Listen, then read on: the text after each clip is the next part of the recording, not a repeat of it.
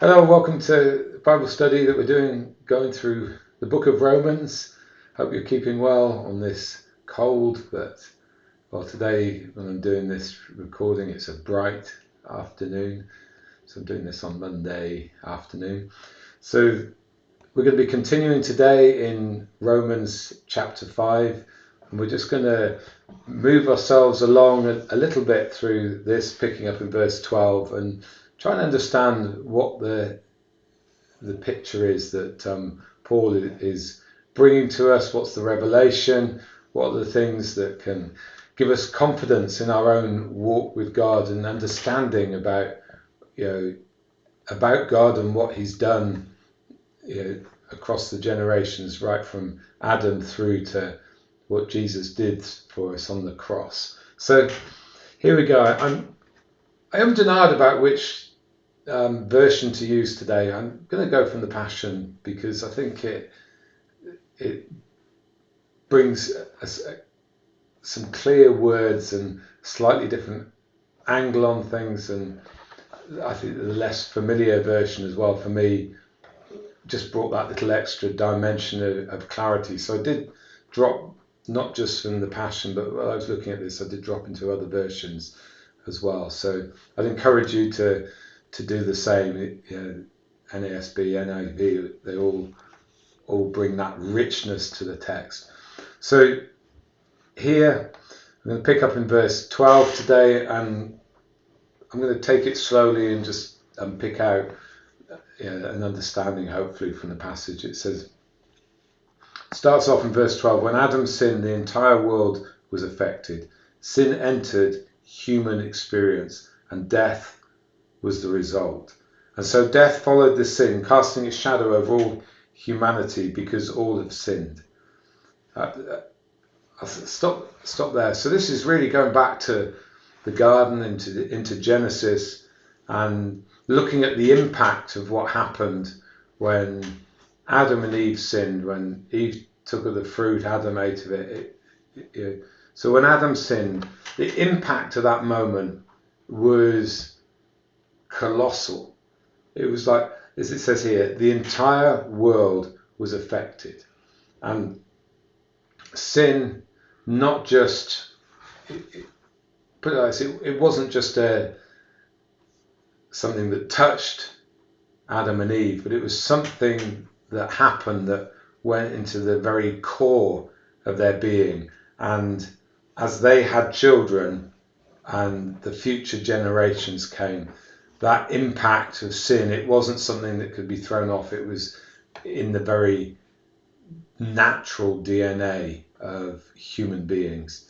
And so from then, every generation was affected by sin. And that was the impact, through Adam and Eve. It says, sin entered human experience and death was the result.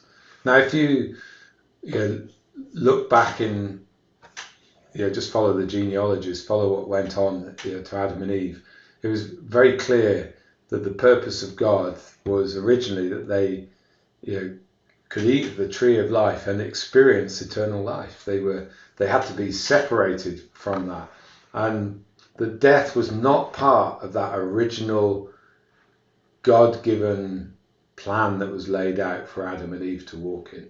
And so when they sinned, death came in. It was reflected in the natural realm, where if you look at the early genealogies, you see that human beings were living for a huge length of time, and part of that has to be that the degenerative things that happen, to the body were not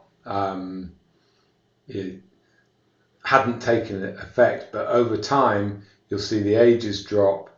And there comes a point where, and it's in Genesis 11:12, where basically God says, I don't intend to contend with man anymore. I think that's right. And at that point, the age and the lifespan of mankind dropped off dramatically. So death came as a result. Death was the separation from God. And it's a death that followed sin, not the other way around. It says it casts its shadow, and it continues in the natural to cast its shadow over all humanity. Why? Because all have sinned. We're from Adam's generation.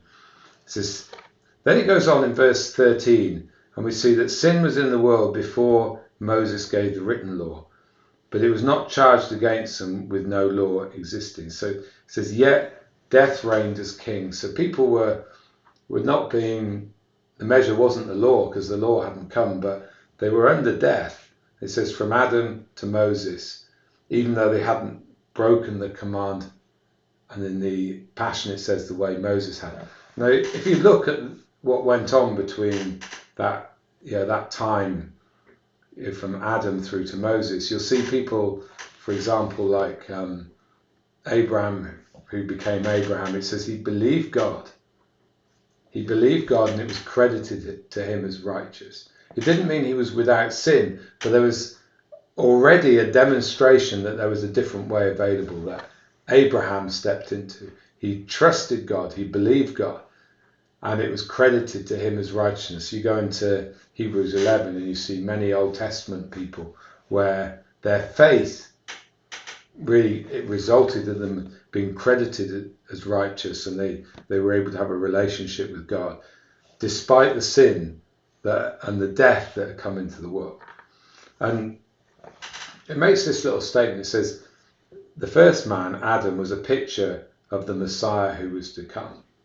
So there was the first Adam. Elsewhere it talks about the second Adam. Verse 15 says, now there's no comparison between Adam's transgression and the gracious gift we experience. So though there's this picture of first Adam, second Adam, it's not saying that, if you like, Adam's transgressions were put on the same platform as the gracious gift that we of Christ that we've experienced. But it goes on and it says, for the magnitude of that gift far outweighs the crimes. Jesus came to bring, as the second Adam, a gracious, glorious gift, as it says. And it's a gift of freedom. It's a gift of life. It's a gift of forgiveness. It's a gift that's just enormous in all those dimensions. It says it's true that many died because of one man's transgressions. So because of what Adam opened the door for, many died. But here's the thing.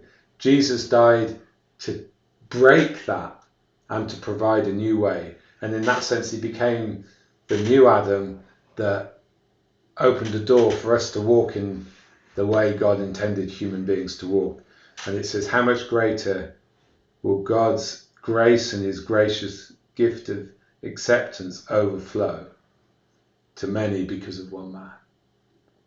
And that man was Jesus the Messiah and what he did for us. And so it's saying, hey, there was an overflow of sin, but now we don't live in the overflow of sin when we come to Christ. We live in the overflow of grace, that grace that already in the Old Testament was declaring people like Abraham righteous, but it's a grace and a gift that's given to us. We have a gift given to us and a gift that overflows towards us. The grace of God does not stop just because we sin a bit more.